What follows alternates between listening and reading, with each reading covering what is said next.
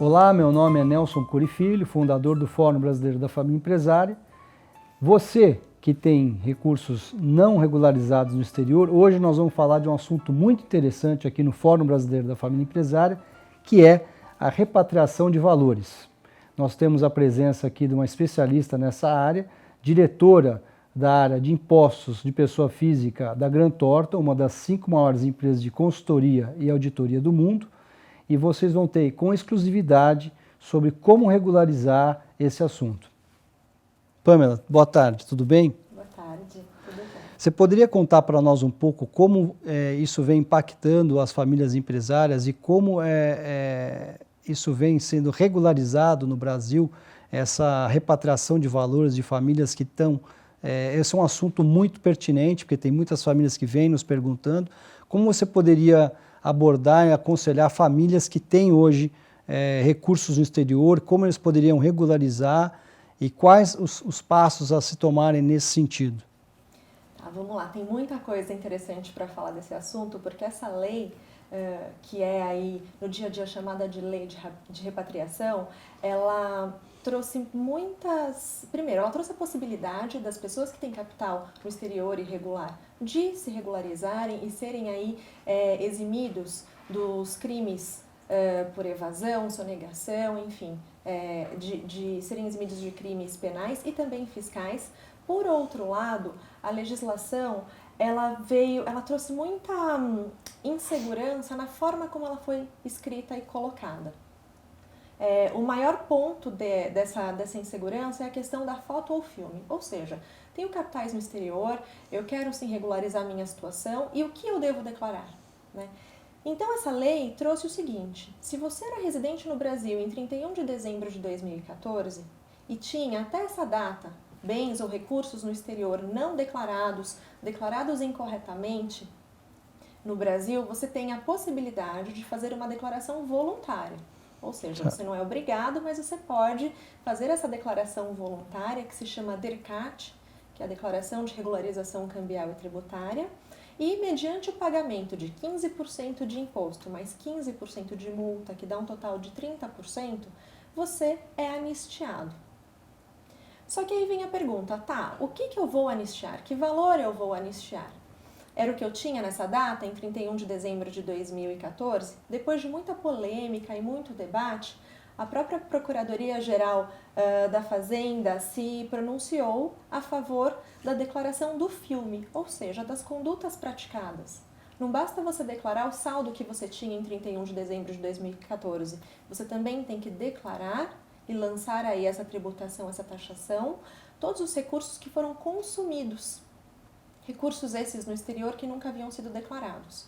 E isso tem trazido muita insegurança para as famílias e para as pessoas que no passado, por qualquer motivo, enviaram remessas para o exterior e nunca declararam ou deixaram de declarar no Brasil. Pelo seguinte, muitas famílias não têm mais esses recursos. Tinham lá alguns milhões ou alguns milhares de reais, consumiram, gastaram e chegaram a 31 de dezembro de 2014 com um saldo menor ou com saldo zero. E então, como elas pagam o imposto? Como elas se anistiam? Isso tem intimidado muitas pessoas a aderir. Por outro lado, a gente recomenda firmemente que as pessoas procurem os advogados criminalistas, os seus consultores tributários, que, como a Grant Thornton, podemos ajudar a identificar essa situação, identificar quais são esses valores e orientar a pessoa na melhor forma aí da condução dessa anistia. Existe um valor mínimo a se declarar e as pessoas que têm uma quantia mínima são obrigadas ou é completamente voluntária essa adesão a essa lei de repatriação? A adesão ela é voluntária e a pessoa que tem qualquer valor ou recurso no exterior não declarado tem que aderir. Tem aí uma especificidade que se você possui recursos de até 10 mil reais, você tem que informar que ela é até esse limite, mas acima disso você tem que pagar o imposto e a taxa sobre esse valor. Total de 30%, fala assim, total de 30%, pelo imposto ser de 30% mais o imposto ser de 15%, mais a multa ser de 15%, mas a taxa efetiva acaba sendo em torno de 21% a 22%, porque a regularização se baseia no câmbio em 31 de dezembro de 2014, que estava na época 2,66 aproximadamente. Então essa alíquota efetiva acaba sendo um pouquinho mais baixa, mas todo mundo tem que, qualquer valor que as pessoas tenham no exterior, elas têm que declarar. E no caso de pessoas físicas e famílias que não têm esses recursos na pessoa física, e sim, por exemplo, num trust ou numa offshore, numa empresa que eles movimentavam lá, também são obrigados a declarar, ou eles estão, vamos dizer, de certa forma, blindados em não declarar esses recursos? É isso, Nelson, é uma pergunta super interessante, porque essa questão da blindagem, de desaparecer talvez com o patrimônio ou não transparecer na pessoa física, ela é uma forma que não existe mais hoje em dia, depois que os países se uniram fazendo acordos para troca de informações automáticas. Então, dentro desse novo modelo de acordo entre os países e o que a lei da anistia trouxe para a gente é o seguinte, que o beneficiário final tem que declarar sim os recursos que possui. Então, as pessoas que possuem holdings, offshores ou trusts, eles são beneficiários finais. Ao final de uma cadeia sempre tem uma pessoa física e essa pessoa física tem que estar em dia com sua declaração de imposto de renda no Brasil. Não estando, ela tem que aderir à anistia para declarar o que possui, seja um trust, seja uma offshore ou seja uma conta corrente na pessoa física. Isso vem de encontro com agora o FATCA, que é esse acordo que os Estados Unidos está fazendo, que está cada vez mais Também. afunilando, vamos dizer, as famílias que não têm declarado bens no exterior. Exatamente, é isso mesmo. E isso trouxe inclusive uma outra questão. Se o beneficiário final, que é o responsável por declarar e manter suas contas em dia, existe uma situação que também traz insegurança para as famílias com relação à constituição de um trust ou uma holding que nomeia beneficiários, herdeiros, familiares como beneficiários desse veículo, desse instrumento. E esses beneficiários não sabem que eles são beneficiários, até porque a gente está falando de um planejamento sucessório. Então você vai, constrói um trust, você disponibiliza seus bens ao trust e seus beneficiários passam a ter direito daquilo, mas eles desconhecem isso. Como eles vão então declarar ou participar de uma anistia ou informar isso adequadamente numa declaração se eles não têm essa informação? O próprio Banco Central, quando eles disponibilizam as regras sobre a declaração de capitais brasileiros no exterior, determina que quando o beneficiário desconhece o que possui, e claro, a pessoa que fez aquela operação tem essa informação, ele então é responsável por declarar. Então sempre vai haver uma pessoa física responsável por manter as contas em dia. Ou seja, um caso prático, um pai, um fundador com recursos no exterior vem a falecer e os herdeiros vêm a receber essa herança que estão no exterior. Então, eles, na ponta final, deveriam também regularizar esses recursos. Exatamente. Se a gente está falando de um falecimento que aconteceu antes de 31 de dezembro de 2014 e os herdeiros já receberam esses valores, receberam esses recursos ou bens, eles têm sim que declarar. Quem não declarou a época correta no momento do inventário, tem que declarar agora através dessa ADERCAT, que é a declaração de anistia. Bens líquidos seriam imóveis e imóveis, né? Não é só, vamos dizer, dinheiro. Recurso. Também um imóvel, um apartamento. Exatamente, imóveis, recursos financeiros. Alguns itens não são anistiados, tá? Como obras de arte, por exemplo. Então, a gente tem que analisar também cada caso a caso, para ver o que é passível, o que se enquadra na legislação aplicável.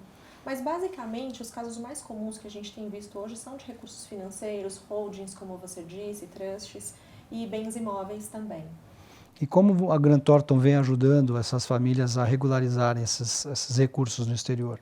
A Grant Thornton, em conjunto com os advogados, tem analisado toda a situação, primeiro, de licitude desse capital, porque só os recursos lícitos podem ser anistiados, aqueles oriundos, né, provenientes de atividade lícita, e auxiliamos as pessoas na composição desses valores, na recuperação de dados, né, na montagem de dados do passado, porque a gente está falando de um passado distante, muitas vezes a gente retroage a pesquisa em 12, 16 anos, então muitas coisas se perdem, a gente monta um dossiê junto com esses advogados e fazemos todo o processo de obrigações acessórias, que é a declaração de anistia, que é a ADERCAT, mais a retificação das declarações passadas. Então, você me perguntou qual seria o processo, né, para regularização desses recursos. Primeiro, a gente tem que entregar a declaração de anistia, a DERCAT, e fazer o pagamento do imposto, né? O prazo para isso é até 31 de outubro. Na sequência, a gente tem que retificar as declarações ano base 2014 e ano base 2015. Não só a declaração de imposto de renda, mas também a declaração de capitais brasileiros no exterior, que é uma declaração obrigatória para todo mundo que tem mais de 100 mil dólares no exterior. E quem tem, claro, e está aderindo à anistia e nunca fez essa declaração, tem que fazê-la. E quem já fez no passado, declarando só parte dos bens ou declarando os bens incorretamente, tem que retificá-las. Pamela, existe uma taxação mínima ou máxima desse imposto? E você poderia dizer se há uma vantagem também de famílias que não desejam declarar esses recursos no exterior? Olha, o imposto ele é de 15%, mais 15% de multa para regularização do capital no exterior ou recursos no exterior não declarados. A gente fala em uma taxa efetiva aí de 21%, 22% em função da taxa do câmbio ser inferior à taxa de hoje em 31 de dezembro de 2014. Agora, além disso, as pessoas também deverão retificar as declarações ano base 2015 e 2014 e também retificar ou entregar pela primeira vez a declaração de capitais brasileiros no exterior. Também ano base 2015 e 2014. Essa retificação destas 4 declarações não gera nenhuma taxação ou imposto adicional, a menos que ao longo do ano de 2015, claro, lembrando que a data corte da anistia é 31 de dezembro, atividades realizadas ao longo de 2015 com esse capital no exterior que geraram ganho de capital ou rendimento, isso sim tem a tributação, seja pela alíquota progressiva até 27,5%, ou seja pelo ganho de capital de 15%, dependendo da operação, e deve ser apurado e pago com multas e juros. Tá? Agora, com relação às pessoas que não querem declarar, essa é uma pergunta que a gente recebe também com muita frequência. E se eu não fizer? E se eu não aderir à anistia? Bom, o maior benefício da anistia é você poder dormir com a consciência tranquila. Tá? Você deixa de responder criminalmente por evasão, por sonegação, por declaração incorreta ou incompleta, enfim, você é anistiado de crimes. E não somente da anistia fiscal, mas também criminal. Então, essa é a maior vantagem. As pessoas que não querem aderir, elas vão responder por isso se elas forem autuadas, né? E aí, na sequência, vem a outra pergunta. Mas como a Receita Federal vai descobrir se eu tenho capital lá fora, não vai? Bom, novamente, reforçando, a gente está vivendo um cenário econômico aí de transparência fiscal, onde os países estão trocando informações. Então, é possível, sim, que a Receita Federal tenha acesso à informação que você possui no exterior e chegue até você. Como isso vai ser feito ou com que velocidade isso vai ser feito, a gente não sabe responder. Mas, com certeza, hoje, a Receita Federal tem muito mais condições de acessar essas pessoas do que tinha no passado. Então, a gente costuma dizer que é uma chance única na vida aproveitar essa anistia para regularizar o capital ou recursos no exterior. Pamela, agradeço muito os esclarecimentos, tenho certeza que pelas dúvidas que vêm sido trazidas aqui para o Fórum Brasileiro da Família Empresária, você contribuiu muito e agradeço a presença mais uma vez, obrigado.